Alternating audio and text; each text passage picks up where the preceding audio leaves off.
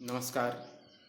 मैं भीम कुमार, सहायक शिक्षक, उत्क्रमित उच्च विद्यालय सेरुआ, गामा प्रखंड, गिरिडीह अंतर्गत। आज मैं कोरोना वायरस के संक्रमण के कारण कोविड-19 के कारण पूरे देश में लॉकडाउन की जो स्थिति बनी हुई है, जिस कारण से तमाम झारखंड सहित पूरे भारतवर्ष में शैक्षिक संस्थान वगैरह बंद कर दिए गए हैं और इसे लेकर के ऑनलाइन क्लासेस के माध्यम से बच्चों तक जानकारी प्राप्त करने की एक पहल की गई है।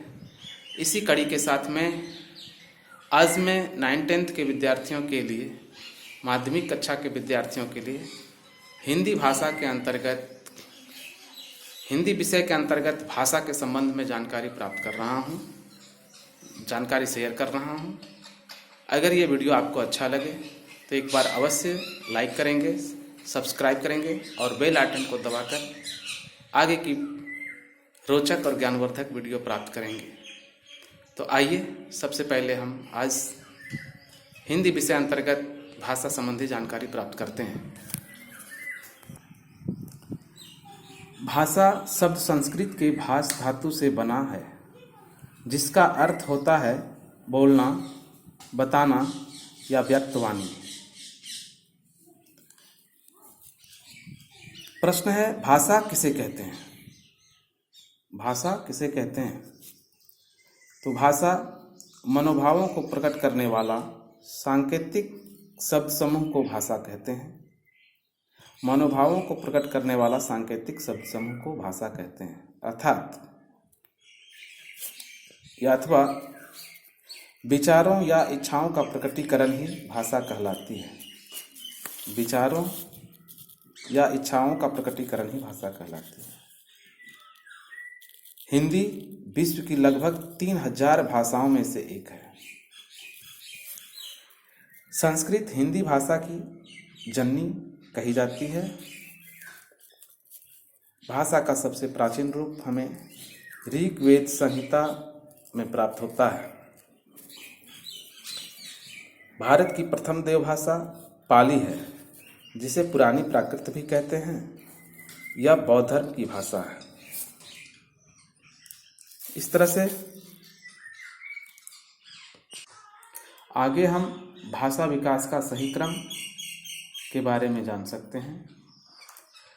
तो भारत में सबसे पहले हिंदी भाषा विकास के जो क्रम हुआ है, उसमें सबसे पहले हिंदी की आदि जननी संस्कृत को माना गया है और भाषा विकास के क्रम में संस्कृत सभी भाषाओं की जननी है। संस्कृत के बाद पाली, प्राकृत और अपभ्रंश के बाद फिर हिंदी का विकास हुआ। कह सकते हैं हिंदी भाषा के इतिहास का आरंभ अपभ्रंश से माना जाता है। हिंदी या हिंदवी फारसी भाषा का शब्द है। अब यहाँ बात करते हैं हिंदी शब्द की व्युत्पत्ति कैसे हुई। हिंदी शब्द की व्युत्पत्ति भारत के उत्तर पश्चिम में प्रवहमान सिंधु नदी से संबंधित माना जाता है। ईरानी, फारसी लोग, फारस के लोग तथा कुछ विदेशी यात्री सिंधु को हिंदू कहते थे। भाषा प्रवृत्ति के अनुसार ध्वनि परिवर्तन के कारण हिंदी शब्द की उत्पत्ति हुई है, जिसका विकास हम निम्न चरणों में देख सकते हैं। निम्न चरणों में हुआ।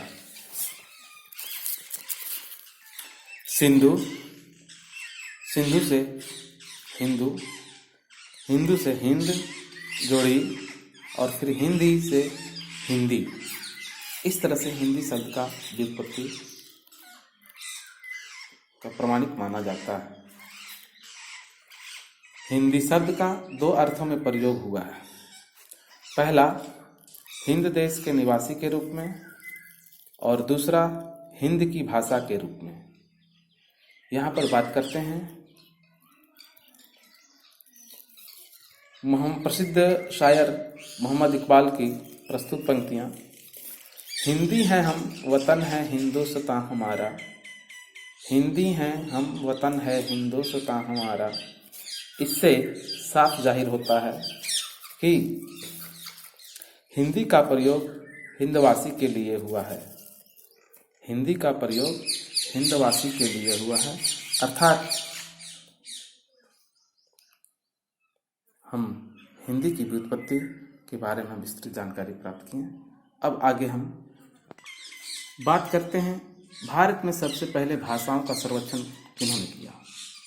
तो भारत में सबसे पहले भाषाओं का सर्वेक्षण जॉर्ज अब्राहम ग्रिसन ने 1894 ईस्वी में किया तथा उन्होंने बताया कि भारत में 179 भाषाएं तथा 544 बोलियां बोली जाती हैं।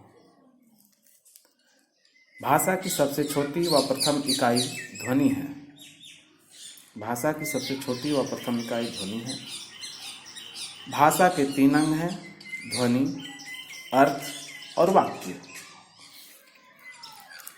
भाषा के रूप यानी भाषा के 2 रूप हैं जिसे हम देख सकते हैं, एक मौखिक और दूसरा लिखित। ये भाषा के 2 रूप, मौखिक और लिखित। मौखिक भाषा की आधारभूत इकाई ध्वनि है।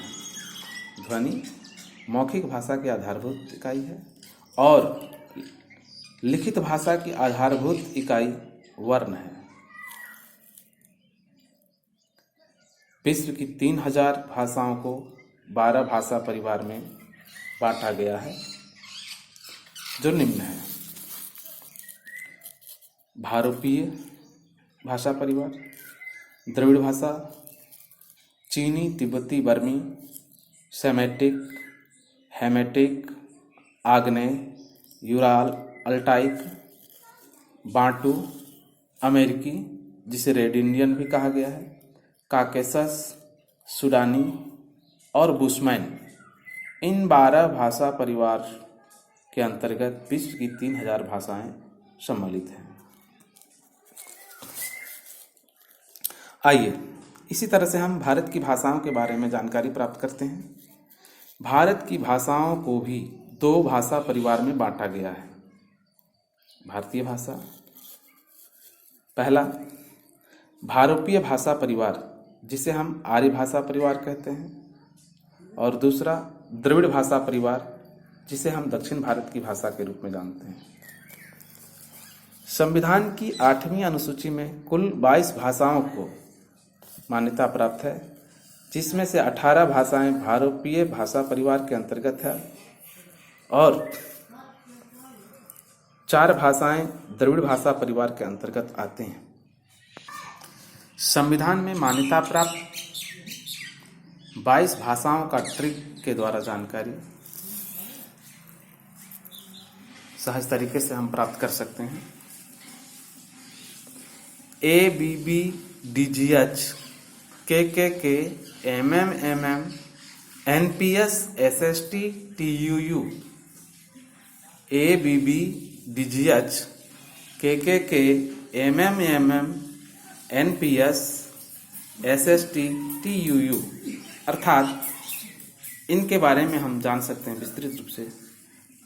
A से असमिया, B से बांग्ला, फिर B से बोडो, D से डोगरी, गुजराती, हिंदी, कश्मीरी, कोंकणी, कन्नड़, मराठी, मणिपुरी, मैथिली, मलयालम, नेपाली, पंजाबी, संस्कृत, सिंधी, संथाली, तमिल, तेलुगु, उड़िया और उर्दू। आइए अब इन भाषाओं को हम और भी सहज तरीके से संख्यात्मक ट्रिक के माध्यम से, न्यूमेरिकल ट्रिक के माध्यम से 1, 2, 3 और 4 के अंतर्गत जान सकते हैं। P गंध 1 बट 2 SK3 M4। P गंध 1 बट 2 SK3 M4 अर्थात पंजाबी, गुजराती, असमिया, नेपाली, डोगरी, हिंदी,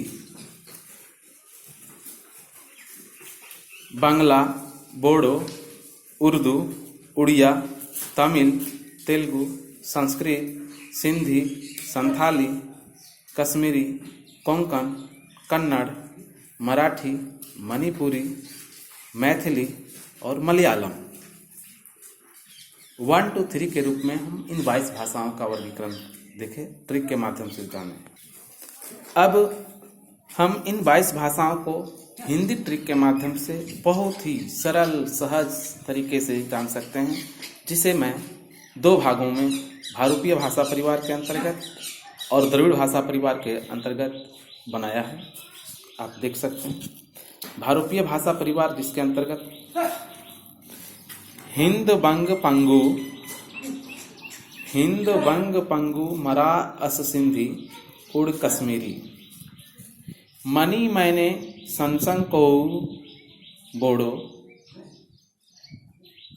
हिंद बंग पंगु मरा अस सिंधी उड़ कश्मीरी, मनी मैंने संसंग को बोडो, अर्थात हिंदी, बांग्ला, पंजाबी, गुजराती, मराठी, असमिया, सिंधी, उड़िया, कश्मीरी, मणिपुरी, मैथिली, नेपाली, संस्कृत, संथाली, कोंकण, उर्दू, बोडो, डोगरी, इन 18 भाषाओं को भारतीय आर्य भाषा परिवार के रूप में मान्यता प्राप्त है।